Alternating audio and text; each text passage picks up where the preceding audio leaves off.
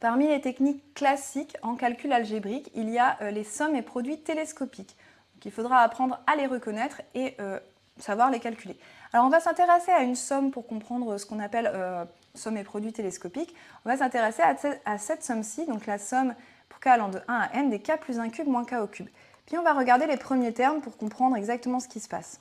Donc pour k égale 1, ça nous donne 2 au cube moins 1 au cube. Pour k égale 2, ça nous donne 3 au cube moins 2 au cube.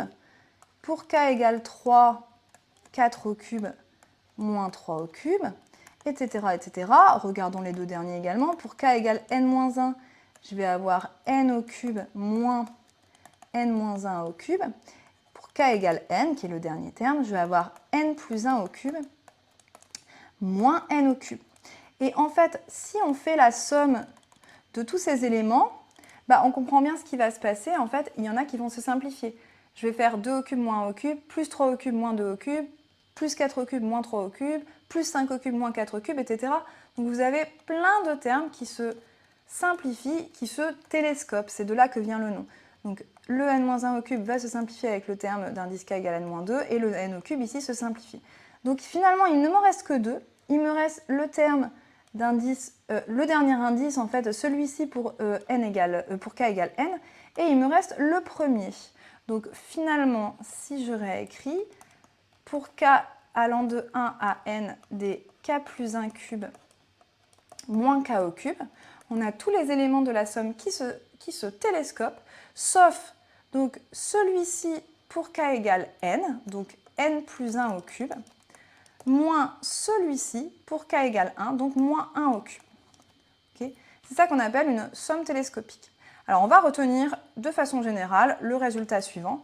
Quand vous avez une somme d'éléments donc de uk plus 1 moins uk, c'est-à-dire la différence de deux termes consécutifs d'une suite, pour k allant de m à n, eh bien en fait, ça nous donne tout simplement la différence de deux termes, celui d'indice, le dernier indice plus 1 en fait, donc celui-là pour k égale n, moins le premier indice de la suite, donc celui-là pour k égale m. Okay, c'est les deux seuls qui vont rester, donc u puissance n, u indice pardon, n plus 1, moins u indice m. Et c'est ça qu'on appelle une somme télescopique. Alors regardons un premier exemple. Si je regarde cette somme-ci, je suis exactement dans le cadre d'une somme télescopique. Si j'appelle uk la suite u exponentielle de k sur k au carré, je reconnais exactement une somme télescopique, puisque ça correspond au terme d'indice k plus 1, donc j'ai la différence de mes deux termes consécutifs de ma suite. Donc il va me rester le terme d'indice n plus 1, donc u indice n plus 1, et moins le terme d'indice k égale 1, donc moins u1. C'est-à-dire, il va me rester uniquement exponentielle de 2n plus 1 sur n plus 1 au carré, moins exponentielle de 2 sur 1. Okay. Alors maintenant, en fait, pour le produit, ça fonctionne pareil. C'est juste pas une soustraction qu'on fait, mais une division. Donc si je regarde ce produit, on va reconnaître aussi un produit télescopique. Étudions un peu ce qui se passe. Si j'appelle uk la suite de termes général exponentielle k carré, ici j'ai un produit pour k allant de 1 à n de uk plus 1 sur uk. Et si je fais comme tout à l'heure que je les écris avec des pointillés, donc le terme pour k égale 1 c'est u2 sur u1, enfin le facteur, pardon, multiplié par u3 sur u2, etc., etc., fois, je vais écrire celui pour n-1, donc ça me donne un sur u indice n-1, fois u indice n plus 1 sur un. Et comme tout à l'heure, la plupart de mes facteurs se simplifient. Hop, hop. Il me reste le terme de la suite d'indice n plus 1, donc celui-ci pour k égale n, divisé par celui-ci pour k égale 1, donc le premier terme de ma suite.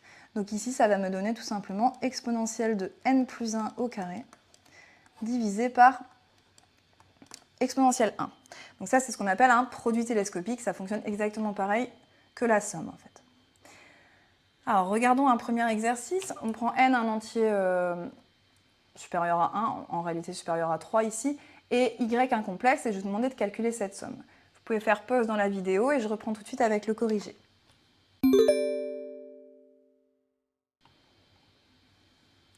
Alors, cette somme, dans cette somme, on ne reconnaît pas tout de suite une somme télescopique. Il va falloir commencer par travailler là-dessus et séparer ln de 2j, l'écrire comme ln de 2 plus ln de j. Donc voilà ce que j'écris.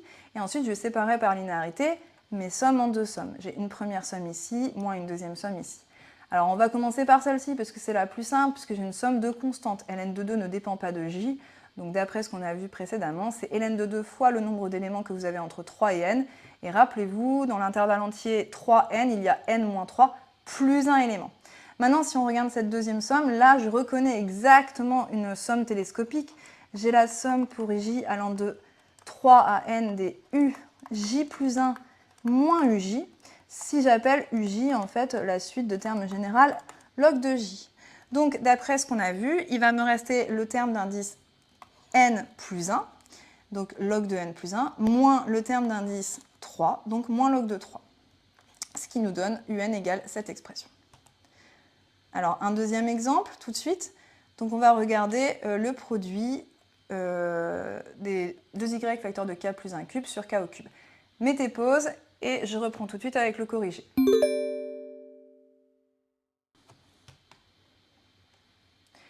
Alors, ici, on va reconnaître un produit télescopique. Tout d'abord, on va faire sortir cette constante du produit. Alors, rappelez-vous, attention, quand on fait sortir une constante du produit, il ne faut pas oublier que c'est 2y fois 2y fois 2y, autant de fois qu'il y a d'éléments entre 1 et n, donc c'est 2y à la puissance n quand on la sort du produit. Et maintenant, il nous reste le produit des k plus 1 cube sur k au cube, et là, je suis exactement dans le cadre d'un produit télescopique. Je reconnais les uk plus 1 sur uk, si j'appelle uk égale k au cube. Donc d'après ce qu'on a vu, il va me rester donc, ce terme-là pour k égale n, donc u indice n plus 1, sur ce terme-là pour k égale 1 sur u1. D'où le résultat ici.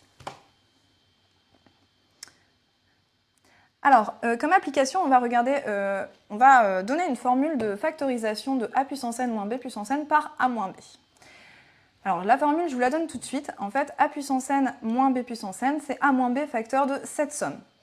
Ok. Alors, on va l'expliciter pour une petite valeur de n, donc ici n égale 4. Donc si j'écris ce que j'ai dans ma formule, c'est a moins b facteur de la somme pour k allant de 0 à 3, des a puissance k, b puissance, donc n-1 qui vaut 3, moins k. Donc c'est-à-dire a moins b facteur 2. Alors pour k égale 0, ça me fait donc a puissance 0, b puissance 3, plus a puissance 1, b puissance 2, plus a puissance 2, b puissance 1, et plus a puissance 3, b puissance 0. Donc si on simplifie, ça me fait b cube plus ab carré plus a carré b plus a cube. Alors, je vais vous demander de faire un petit exercice là, pour commencer, c'est d'écrire la factorisation de a cube moins b cube par a moins b, et pareil pour a5 moins b5. Donc faites pause dans la vidéo et on corrige tout de suite. Alors, on y va pour le premier, donc a cube moins b cube. Si on utilise la formule qu'on vient de voir précédemment, c'est a moins b facteur 2. Donc, on va faire la somme pour k allant de 0 à 2, cette fois des a puissance k, b puissance 2 moins k. Donc, a puissance 0, b puissance 2, plus a puissance 1, b puissance 1, plus a puissance 2, b puissance 0. Donc, on va pouvoir réécrire beaucoup plus simplement a moins b facteur de b carré, plus AB plus A carré. On va faire la même chose avec A5 moins B5. Ça va me donner A moins B, facteur 2. Donc j'écris tout de suite la forme développée de la somme. Donc A puissance 0, B puissance 4, plus A puissance 1, B puissance 3, plus A puissance 2, B puissance 2, A puissance 3, B puissance 1, plus A puissance 4, B puissance 0. Pareil qu'on peut simplifier un peu de cette manière-là.